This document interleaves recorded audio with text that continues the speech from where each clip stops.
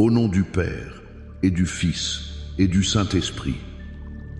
Amen. Bonjour ma famille, bonjour à toi qui te connectes en ce moment même.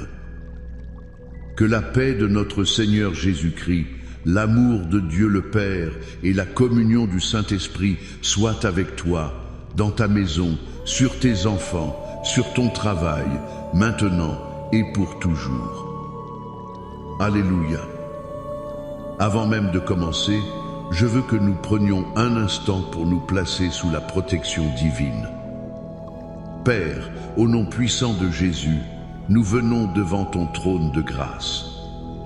Je te demande, Seigneur, de laver chaque personne qui écoute, chaque foyer qui est connecté, de le laver par le sang précieux de l'agneau, le sang qui a coulé à la croix pour notre rédemption, pour notre guérison, pour notre libération. Je déclare maintenant une couverture du sang de Jésus sur ton esprit, pour qu'aucune pensée de peur, de doute ou d'anxiété ne puisse te tourmenter. Je déclare le sang de Jésus sur ton cœur, pour qu'il soit guéri de toute blessure, de toute trahison, de toute amertume. Je déclare le sang de Jésus sur ton corps, de la tête jusqu'à la plante des pieds, et je commande à toute maladie, toute infirmité, toute douleur de te quitter maintenant au nom de Jésus. Que le sang de Christ soit un sceau de protection sur la porte de ta maison, sur tes enfants, sur ton mariage, sur tes finances. Rien de ce que l'ennemi enverra contre toi ne pourra prospérer. Saint-Esprit, Esprit de vérité, Esprit de Dieu, nous t'invitons. Viens et prends toute la place. Tu es notre enseignant, notre consolateur. Viens et ouvre notre entendement, parle à notre cœur, révèle-nous la profondeur de la parole du Père. En ce moment même, je veux prier pour toi qui te sens perdu, toi qui marches dans une obscurité si profonde que tu ne vois même plus tes propres pieds. La parole de Dieu nous dit dans le psaume 23, et nous allons y plonger tout à l'heure, que même lorsque nous marchons dans la vallée de l'ombre de la mort, nous ne devons craindre aucun mal. Alors je prie maintenant contre cet esprit de confusion, cet esprit de désorientation qui t'attaque. Je brise le pouvoir de la peur qui te paralyse.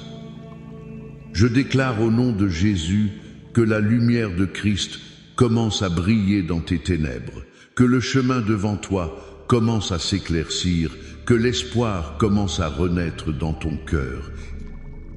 Reçois la paix, reçois la clarté, au nom de Jésus. Amen. Amen. Gloire à Dieu. Je sens déjà la présence puissante de notre Dieu parmi nous. Famille prophétique, si tu ressens cette présence, je t'invite maintenant à interagir. Laisse un commentaire et écris simplement « Le berger est avec moi ». Inonde les commentaires de cette déclaration de foi. Clique sur le bouton « J'aime » pour que cet algorithme de Dieu puisse répandre ce message d'espoir. Si tu n'es pas encore abonné, c'est le moment de rejoindre la famille.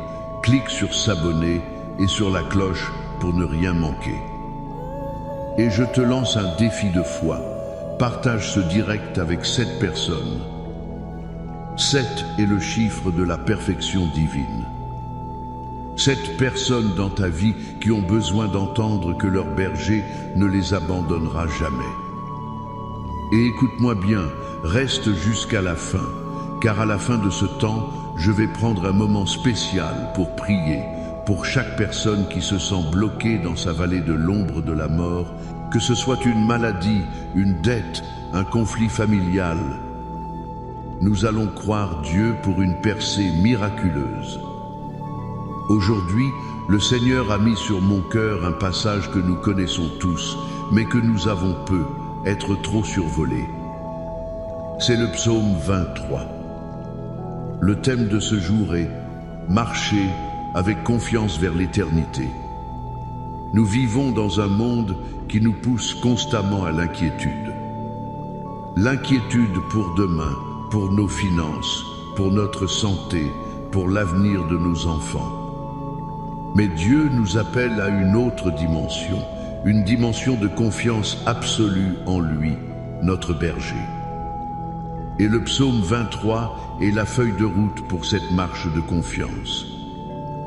Le premier point que je veux que tu saisisses se trouve dans les versets 1 et 2.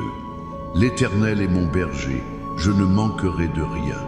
Il me fait reposer dans de verts pâturages. Il me dirige près des eaux paisibles. Alléluia. La première clé pour marcher avec confiance, c'est de comprendre l'identité de celui qui te guide. Il est mon berger. Ce n'est pas un concept abstrait. C'est une relation personnelle, intime.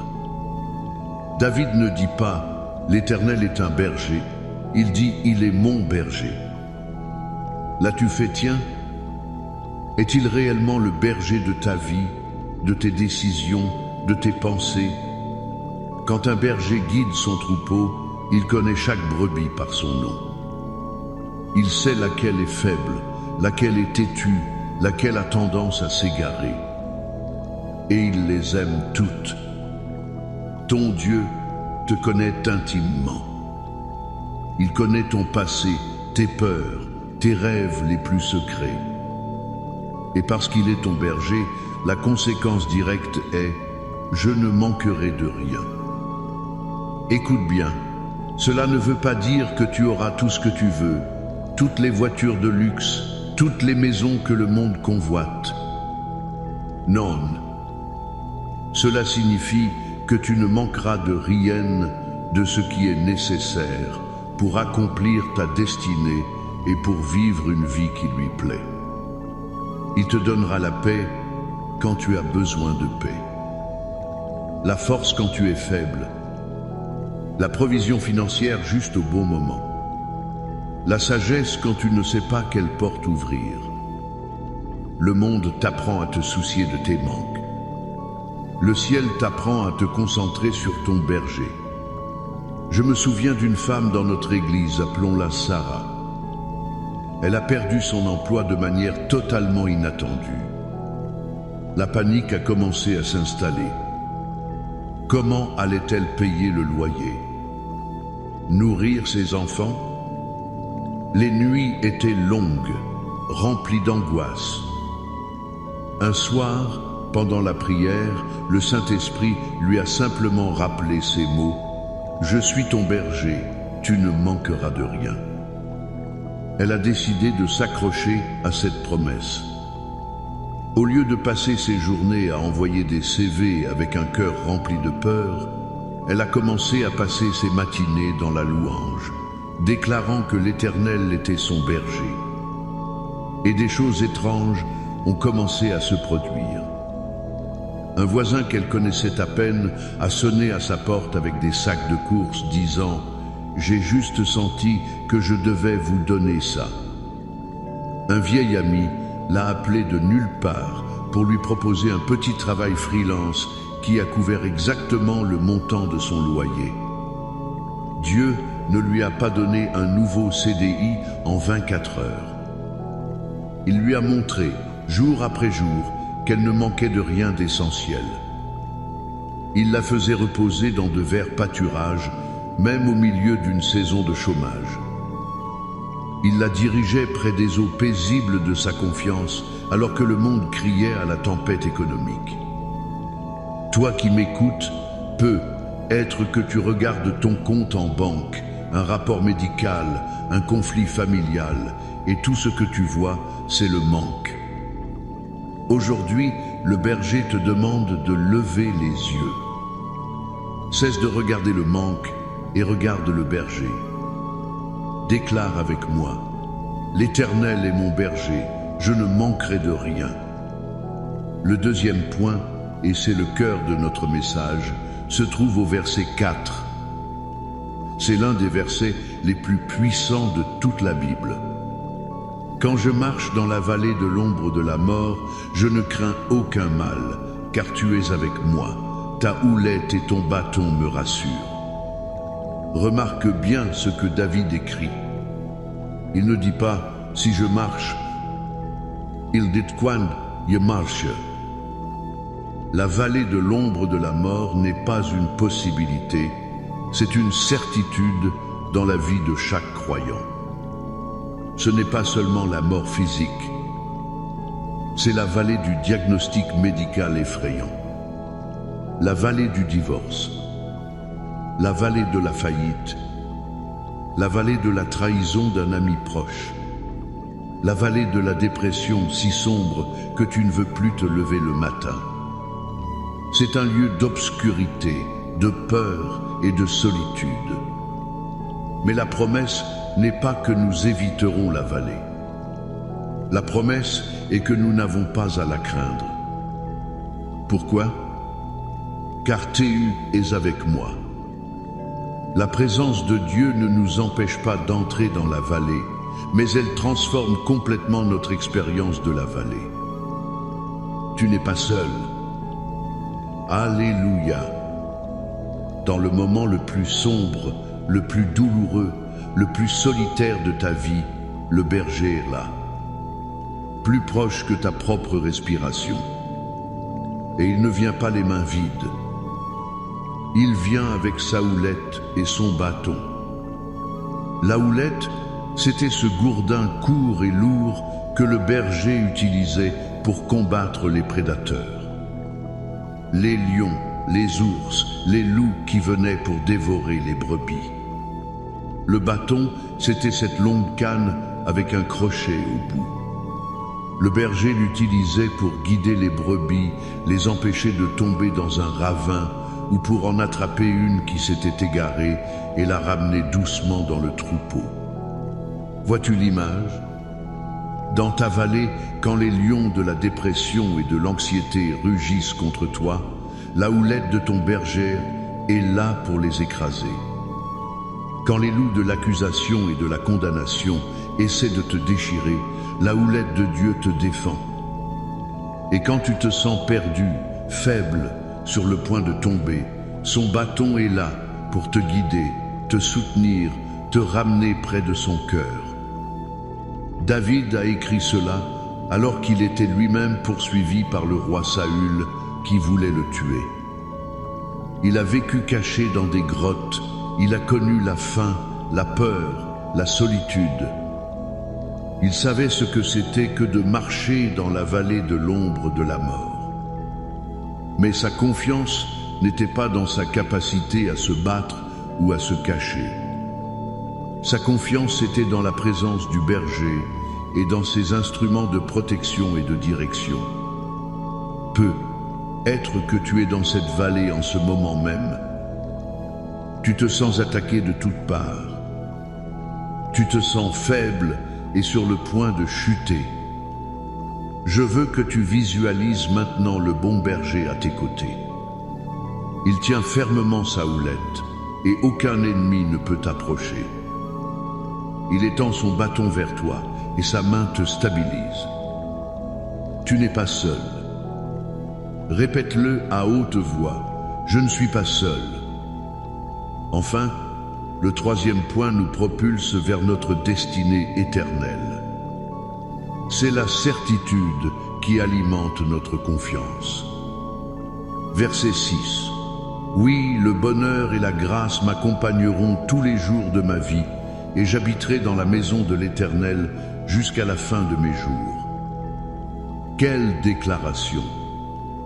Ce n'est pas un souhait, ce n'est pas un espoir, c'est une affirmation de foi. Oui, le bonheur et la grâce.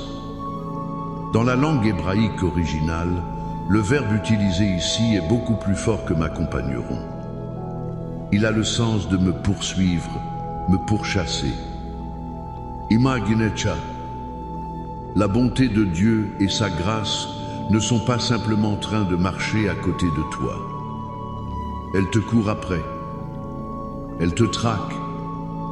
Même les jours où tu te sens loin de Dieu, même les jours où tu as péché et où tu te sens indigne, la bonté et la grâce de Dieu te poursuivent pour te rattraper, te restaurer et te ramener à la maison. L'ennemi te poursuit avec l'accusation et la condamnation. Mais ton Dieu te poursuit avec le bonheur et la grâce. Alléluia. Et cette poursuite divine n'est pas temporaire. C'est tous les jours de ma vie. Les bons jours et les mauvais jours. Les jours de victoire et les jours de défaite. La grâce de Dieu est constante, implacable, éternelle. Et tout cela culmine dans une certitude finale. Et j'habiterai dans la maison de l'Éternel jusqu'à la fin de mes jours. Cela parle de notre destination finale, le ciel. Mais ça commence dès maintenant. Habiter dans la maison de l'Éternel, c'est vivre dans sa présence, dans sa communion, chaque jour. Ta marche sur terre, même à travers les vallées les plus sombres, n'est qu'un pèlerinage vers la maison du Père. Et tu ne marches pas seul et sans protection. Tu marches avec un berger qui pourvoit à tout, qui te protège de tout mal et qui a envoyé sa bonté et sa grâce pour s'assurer que tu arrives à bon port. C'est ça, marcher avec confiance vers l'éternité. C'est savoir qui est ton guide, savoir qu'il est avec toi dans les épreuves et savoir où tu vas. Cette confiance n'est pas basée sur tes sentiments, sur tes circonstances ou sur tes propres forces. Elle est basée sur le caractère immuable de ton berger. Maintenant, je veux que nous scellions ces vérités dans notre esprit par une déclaration puissante. Le psaume 91 est le psaume de la protection divine pour ceux qui demeurent dans la présence du Très-Haut, pour les brebis qui restent près du berger. Déclarons-le ensemble avec foi. Celui qui demeure sous l'abri du Très-Haut repose à l'ombre du Tout-Puissant. Je dis à l'Éternel, mon refuge et ma forteresse, mon Dieu en qui je me confie.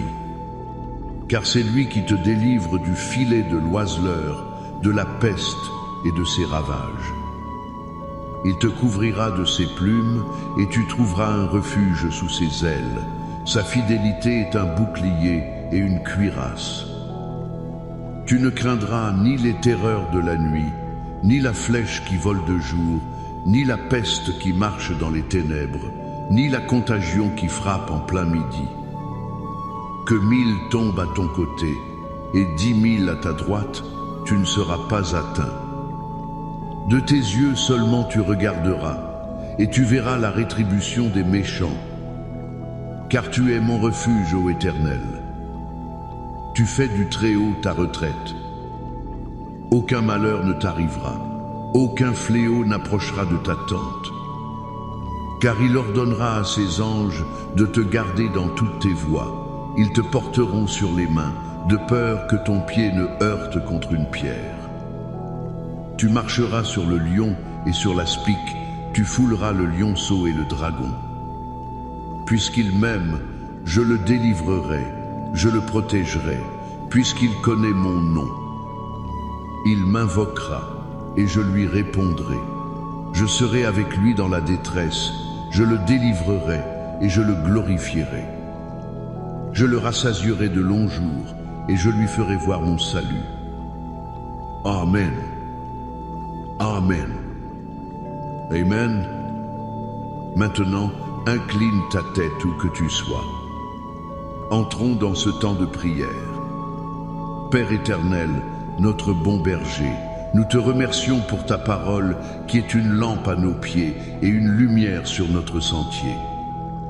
Merci pour la révélation du psaume 23. Je prie maintenant pour chaque personne qui écoute. Seigneur, je te demande de graver cette vérité dans leur cœur. Tu es leur berger. Pour celui ou celle qui se sent accablé par le manque, qui est tourmenté par l'anxiété financière, je déclare maintenant que tu es Jéhovah Jireh, le Dieu qui pourvoit. Ouvre les écluses des cieux surprends-les par ta provision surnaturelle. Apprends-leur à se reposer dans tes verts pâturages et à boire aux eaux paisibles de ta confiance, même quand les circonstances crient le contraire. Et maintenant, comme je l'ai promis, je veux prier pour toi qui te sens dans la vallée de l'ombre de la mort. Toi qui es peu être en train de pleurer en m'écoutant parce que ces mots décrivent exactement ta situation. Tu te sens seul, terrifié, sans espoir. Écoute la voix de ton berger. Au nom de Jésus-Christ de Nazareth, je m'adresse maintenant à l'esprit de dépression, à l'esprit de suicide, à l'esprit d'angoisse, à l'esprit de solitude qui t'assiège. Je vous lie, puissance des ténèbres, et je vous ordonne de lâcher prise sur l'enfant de Dieu maintenant. Dé Gogès. Je déclare que tu n'es pas seul. Le berger tout-puissant est avec toi dans cette vallée. Je libère sur toi la puissance de sa houlette qui brise le joug de l'ennemi. Je libère la direction de son bâton qui te stabilise et te guide. Reçois la force de faire un pas de plus. Reçois la paix qui surpasse toute intelligence. Je déclare que cette vallée n'est pas ta destination finale. C'est un passage. Et tout va s'en sortir. De l'autre côté, il y a une table que le Seigneur a dressée pour toi en face de tes adversaires. La victoire est de l'autre côté de cette vallée.